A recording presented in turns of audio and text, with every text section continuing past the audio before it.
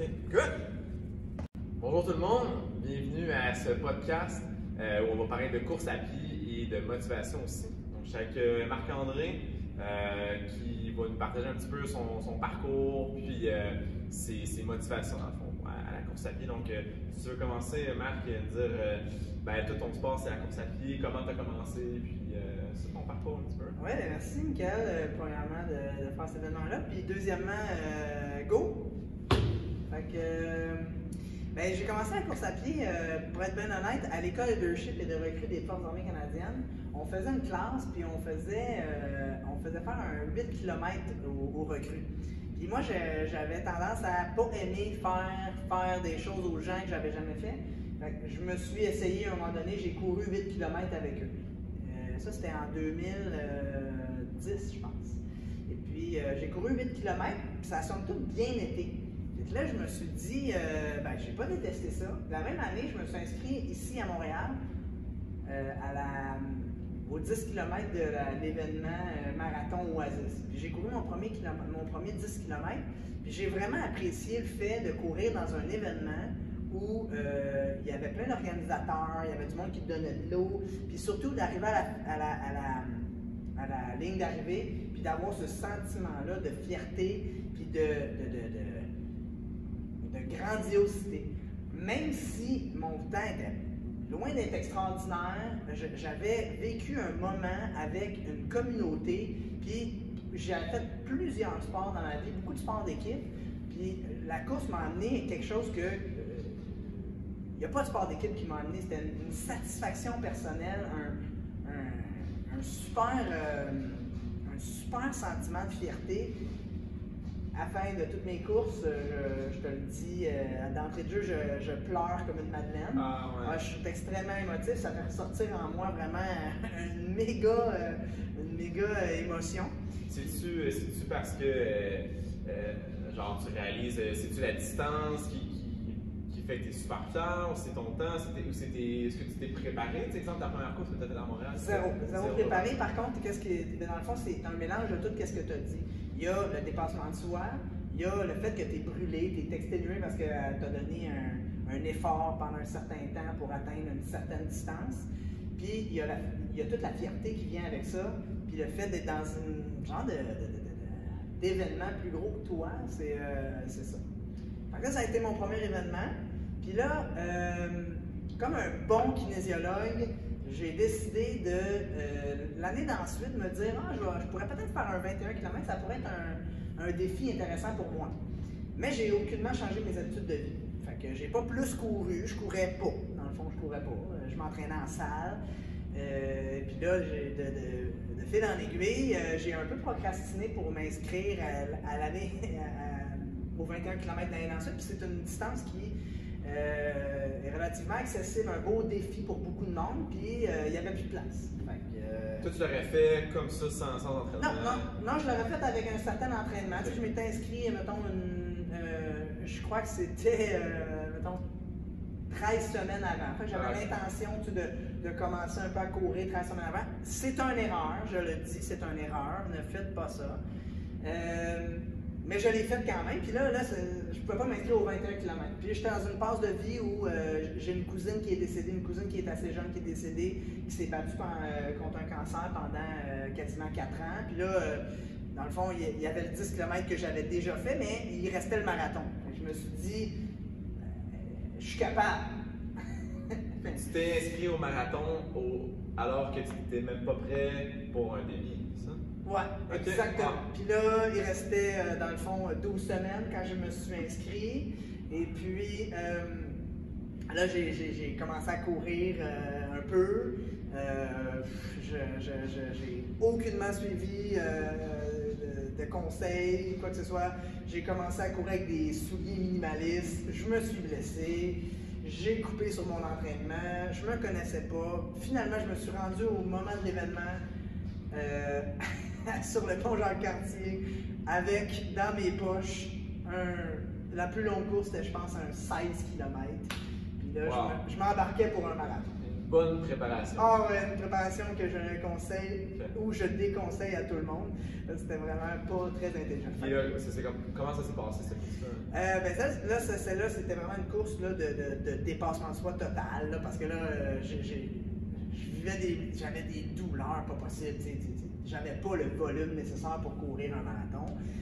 Je suis arrivé, après ça, quand je voyais en haut de 16 km, j'avais jamais vraiment fait. Fait que là, je vivais de fierté, mais en même temps, de l'autre côté, j'avais mal. Là, j'étais en train de courir, puis là, je pensais à ma cousine, je pleurais, je continuais. Ça a été laborieux. Ça a été laborieux, mais je l'ai fait. Puis là, je me suis dit, oh, c'est fait, check in the box. J'ai fait un marathon. C'est fini. Je ne ferai plus jamais de marathon. J'ai même dit ce mot-là, je ne ferai plus jamais de marathon. Puis là, de bon an, ma conjointe commence à vouloir courir, elle me demande de courir avec elle. Fait que je fais, mettons, pendant 2 ans, des demi-marathons avec ma blonde.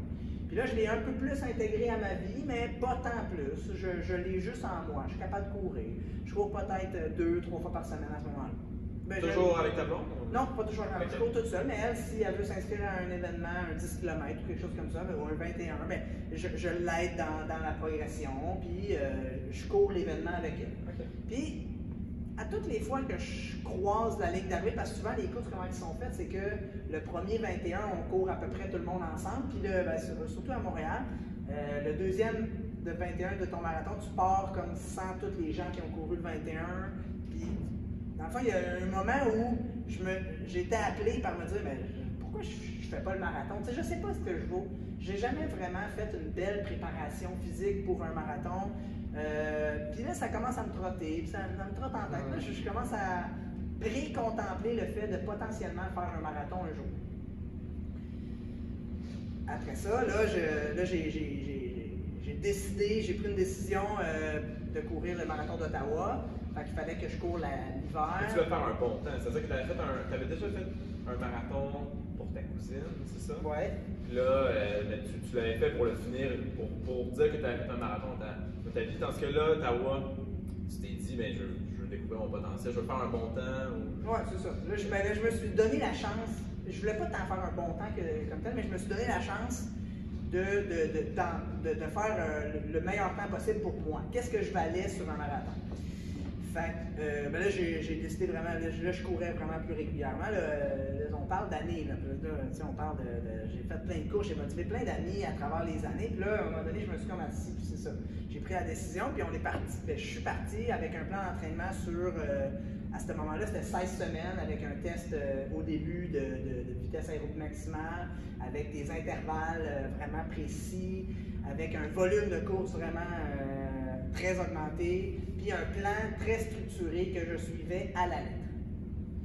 Ça m'a amené au marathon d'Ottawa que j'ai fait, là, c'est peut-être 4 ans. C'est toi qui avais fait ce plan-là ou j'avais vu des plans, je l'ai pris, je l'ai conçu, j'en ai parlé avec des amis kinésiologues, on est tous kinésiologues, fait que j'en avais parlé, j'avais adapté certaines affaires pour mes objectifs personnels. Et puis, ben c'est ça, je me suis embarqué là-dedans, puis c'est un peu rassurant quand même de faire un plan d'entraînement très, très structuré, parce que tu n'as pas besoin de penser, tu n'as pas besoin de te motiver autrement. Tu sais que tu as ton objectif en bout de ligne qui est un certain temps au marathon, ou le marathon en soi, et puis ben là, tu fais tes courses avec une prescription très, très précise. Puis ça peut aider plein de monde à courir, d'avoir quelque chose de très précis, parce que tu t'engages dans un chemin qui est déjà tracé. Fait que là, je l'ai fait cette première année-là. Et puis, l'année d'ensuite, je l'ai refait. Là, j'étais très content du processus de tout ce marathon-là. J'étais content d'avoir passé à travers le processus de la bonne façon cette fois-là, sans blessure. Puis tu sais, c'est rassurant aussi de savoir que quand tu passes ton 16e kilomètre, ben, tu as le bon temps, puis tu progresses dans ça. C'est sûr que c'est agréable. Fait que c'est ça, j'ai fait dans le fond 2 années de suite le marathon d'Ottawa. Et puis après ça, j'ai comme lâché les événements plus organisés. Je me suis dit, bon ben là, je l'ai fait, j'ai atteint mes objectifs que je voulais, mais j'ai gardé la course à pied comme dans ma vie personnelle. Puis là, il y a récemment que j'ai fait, durant la COVID, toutes les gyms étaient fermés, puis c'est une des façons de se tenir en forme, c'était de courir. Fait que j'ai réussi à faire un marathon, pas organisé, juste je suis parti un matin, puis je suis allé courir. Sauf si tous les événements étaient annulés aussi. Ben, c'est ça, tous les événements étaient annulés. Mais j'avais déjà un peu changé ma façon de voir la course à pied. Puis ça a évolué avec plus vraiment de performance, mais plus en découverte, à courir à travers, à l'époque, à pouvoir courir quand je faisais des voyages, à courir quand j'étais en vacances, à courir. Je trouve ça simple. Je mets des souliers, je cours à l'année, à la pluie, à la neige, je vais juste courir. J'ai cette chance-là d'aimer ça. Fait que j'avais déjà ce minding-là. Fait que là, quand la COVID est arrivée, j'avais un bon volume d'entraînement. Puis là, à un moment donné, je me suis dit, pourquoi je ne fais pas un autre marathon? Puis là, cette fois-ci, je l'ai fait avec un de mes fils. Puis ça a été le marathon le plus gratifiant pour moi parce que lui, il était à vélo, puis on était ensemble, puis c'est des beaux souvenirs pour toi, puis pour lui aussi. C'est une belle expérience. Ah, c'est majestueux. Puis lui, ça l'a fait dépasser ses propres limites personnelles aussi. Il est content d'avoir fait ça avec moi. Moi, je suis extrêmement fier de lui. Fait que ça nous fait un partage qui est assez grandiose quand même. Puis c'est exactement pour ça que je cours dans le fond. Au début, tu as commencé, tu courais, tu étais super motivé par un événement. Puis là, au fil du temps, est-ce que tu cours plus pour ton quotidien, être capable de faire plein de choses, puis pour l'activité en tant que telle aussi, pour courir, parce que tu aimes ça courir simplement? Ben c'est ça, oui. Pour répondre à la question, j'ai la chance d'aimer courir. Il y en a plein de monde, là. C'est quasiment à la mode de dire qu'on haït la course, là, mettons, des fois. J'ai ça courir. Surtout dans les forges, je sais qu'il y a beaucoup de militaires qui n'aiment pas vraiment la course à pied. Il y en a qui aiment ça. C'est comme un petit peu à l'inverse. Soit que tu adores ça, soit que tu détestes ça. Fait que ça, c'est très drôle. Moi, j'ai la chance d'aimer ça. Puis, comme tu dis, moi, la course à pied, ça fait en sorte que ça me permet de rester en santé pour le reste de ma vie. Ma vie est très active, je ne veux pas me couper aucune possibilité. Puis, ce type d'entraînement-là, je trouve qu'il me fait bien vieillir, me permet justement d'être en santé pour réaliser plein de choses. Si tu m'invites à monter une montagne, je vais y aller avec toi, puis j'ai le fond nécessaire, j'ai l'énergie nécessaire pour le faire. Ça me permet aussi de prendre une pause, parce que moi je cours beaucoup à mon travail.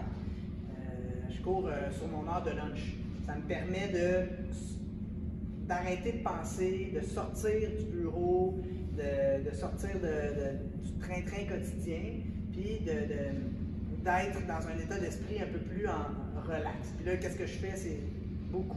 C'est des courses que moi j'appelle de type contemplative ou de type découverte. Je pars, puis je découvre la ville de Montréal. Pendant la pandémie, au début, pendant la première vague, j'ai découvert la ville où j'habitais. J'aime ça, aller dans des endroits où, en voiture, en vélo, c'est difficile d'accès. Tandis que là, je peux courir directement dans des cimetières, dans les chemins établis pour ça. Je peux courir, je peux découvrir la ville puis voir des belles portions de la ville que je ne verrais pas autrement. Ça me fait penser, on n'a pas couru souvent ensemble, mais les fois on est allés, ça m'a fait réaliser des trucs où, moi quand je cours, c'est pour faire un entraînement, c'est pour faire un temps, tandis que quand on est allé courir, on s'est arrêté pour regarder le stade. Jamais j'aurais fait ça, c'est super cool, puis ça gâche pas, c'est quand même, c'est de l'activité physique, ça reste un bon entraînement, mais c'est de prendre le temps pour apprécier les choses qui nous entourent, puis c'est vraiment cool. C'est fin que tu le remarques, là, parce que je le fais souvent, je suis souvent toute seule, parce que la course à pied, c'est pas si populaire, puis aussi mon horaire est un peu atypique, mais c'est fin que tu me le dises, parce que je me force à essayer de découvrir, à essayer de voir la splendeur des choses, je veux être grandiose, puis de pouvoir le transmettre, c'est merveilleux. Puis j'essaie de le faire avec justement ma famille quand je cours avec mes enfants pour leur montrer avez-vous le coucher de soleil, avez-vous ci, avez-vous ça. Mais merci. Puis juste pour la course à pied, tout ça ancré, t'es passionné, puis la motivation, c'est pas un problème. Mais ceux qui on a parlé rapidement, il y en a qui n'aiment pas ça courir. Qu'est-ce que tu leur suggérais? Est-ce que tu leur. Toi, est-ce que, je sais pas si tu as des amis qui n'aiment pas mourir qui courent quand même, est-ce que tu leur dis de continuer parce qu'ils vont finir par aimer ça? Est-ce que tu leur proposes de se trouver un événement pour être motivé ou est-ce que tu leur dis?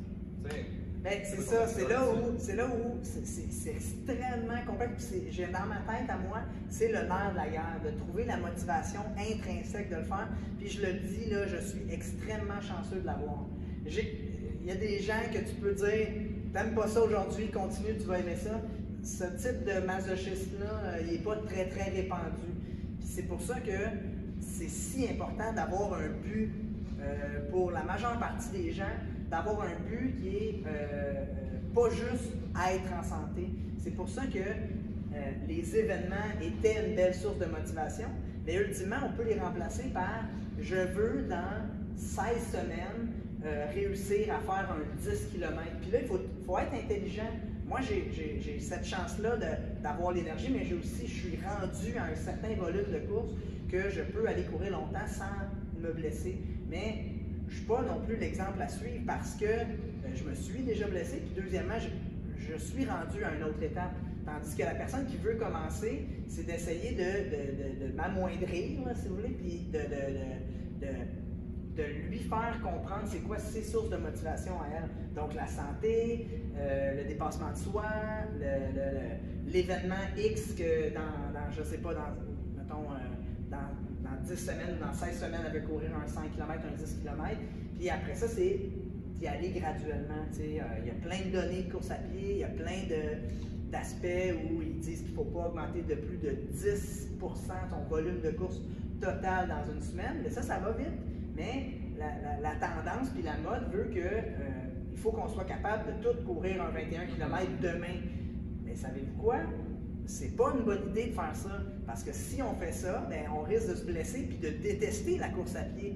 C'est pour ça qu'il faut prendre le temps d'y arriver. Puis je vous dis ça, puis je suis complètement le mauvais exemple parce que moi-même, j'ai commencé par aller trop gros, trop fort.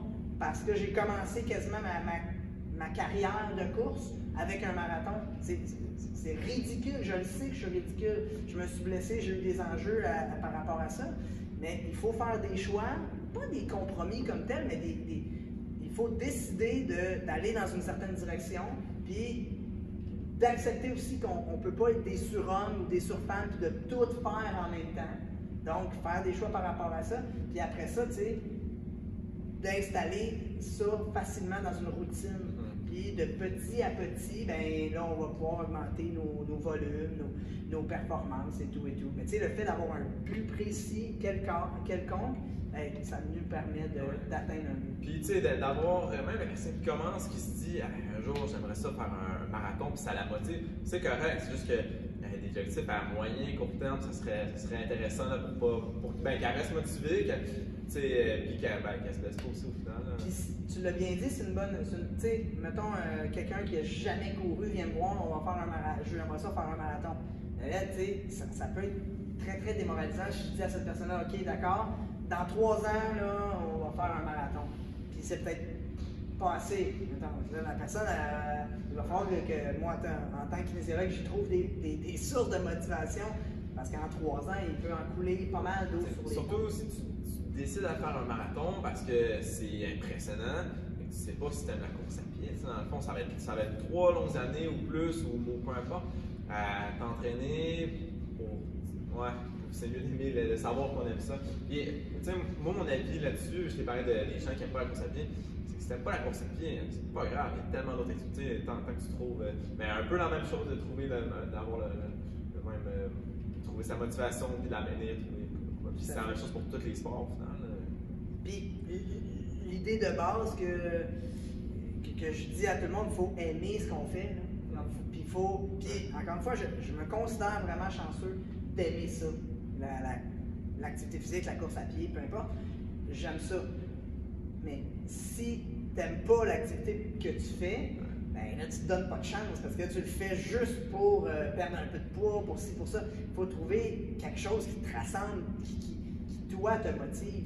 Puis c'est ça, moi, c'est la course à pied, mais ça peut être un arraché pour quelqu'un d'autre, un squat très très lourd, ça peut être la marche, ça peut être monter des montagnes, ça peut, peu importe c'est quoi, il faut que ça soit plaisant.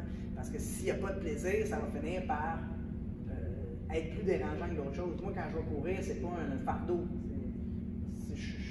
C'est le moment, un des moments les plus gratifiants de ma journée, ça, puis quand je suis avec mes enfants. C'est un peu l'idée. Au niveau de la motivation, je sais que moi, ma surmotivation, ça peut décourager des gens. Puis ça, je le sais, j'en suis très conscient. C'est pour ça que je vous dis de ne pas me prendre comme exemple. Puis, c'est là, tantôt, je parlais du nerf de la guerre. Bien, c'est le nerf de la guerre de réussir en tant que kinésiologue à motiver les gens qui nous entourent parce qu'il y a autant de types de motivation que d'humains. Donc, ultimement, je ne peux pas t'imposer d'aimer ça. Puis je le sais que moi, je ne fais pas l'unanimité. Le fait que j'ai l'énergie que j'ai et que je cours beaucoup, ça peut à la limite tomber sur les nerfs. Là, je dis à la limite, mais ça tombe sur les nerfs de certaines personnes. Puis ils se disent, ben, c'est bien lui, c'est sa job, il fait ça, il a couru des marathons, c'est facile. C'est pour ça que c'est important qu'en tant que kinésiologue, d'être à l'écoute des besoins du client ou de la personne qu'on a devant nous pour s'assurer que cette personne-là, il trouve son compte dans le plaisir. Il y a des gens qui sont inactifs, qui n'aiment pas l'activité physique, puis ils décident de commencer parce qu'ils ont une motivation, genre le médecin, la perte de poids, peu importe, ils commencent une nouvelle job. Mais là, après, il s'agit juste qu'ils trouvent c'est quoi. Les gens pensent souvent peut-être aux mêmes activités qui sont accessibles, puis ça, c'est un avantage pour la course à pied. Au final, il y en a tellement d'activités. C'est exactement. Puis, il faut se laisser le temps. Il n'y a pas de recette miracle. Il n'y a rien. Puis, on sait, tout va vite. Dans nos travails, ça va vite. Dans nos carrières, ça va vite. Dans nos familles, ça va vite. Tout va vite. Par contre, l'entraînement, c'est un mode de vie. Il faut se laisser le temps d'embarquer dans ce mode de vie-là. Puis il ne faut pas essayer de brûler des étapes parce que si on brûle ces fameuses étapes-là, on finit par se blesser puis à perdre le plaisir / tout l'enjeu. Fait que il faut avoir une vue holistique puis il faut que ça soit global. Puis moi, je me définis comme un coureur puis ça donne que mon régime alimentaire fit avec mes objectifs de course. Puis mon horaire fit avec ces objectifs de course-là. Dans mon sac à dos, j'ai toujours mes essuyers de course si jamais j'ai 30 minutes, 1 heure à aller courir quelque part. Ça fait partie de moi. Par contre, c'est pas vrai que quand j'ai commencé à courir, j'avais les mêmes réflexes. Il faut se laisser le temps d'y arriver. Puis si on ne se laisse pas le temps d'y arriver, comme beaucoup de choses dans la vie, on finit par taper un mur. Je souhaite peu importe qui regarde, d'être aussi motivé par son sport, l'activité physique que vous pratiquez. Merci beaucoup pour ce moment-là, c'était super intéressant. Si jamais vous avez des questions, des commentaires, vous aimeriez passer un moment pour jaser de motivation puis bâtir un plan un peu plus structuré ou savoir un peu plus comment bien débuter une activité physique, pas vous blesser, rester motivé, n'hésitez pas à contacter votre équipe PSP locale. Donc, merci Marc, je pense que tu as un truc à rajouter pour la fin. Non, j'ai pas de truc à rajouter. Merci beaucoup d'avoir écouté, puis je vous souhaite vraiment d'avoir du plaisir dans ce que vous faites, puis au plaisir de courir ensemble, puis d'avoir une belle discussion, puis de découvrir des choses. Peut-être que vous aurez la chance de regarder le stade olympique en courant avec Marc aussi. Je vous souhaite. À bientôt.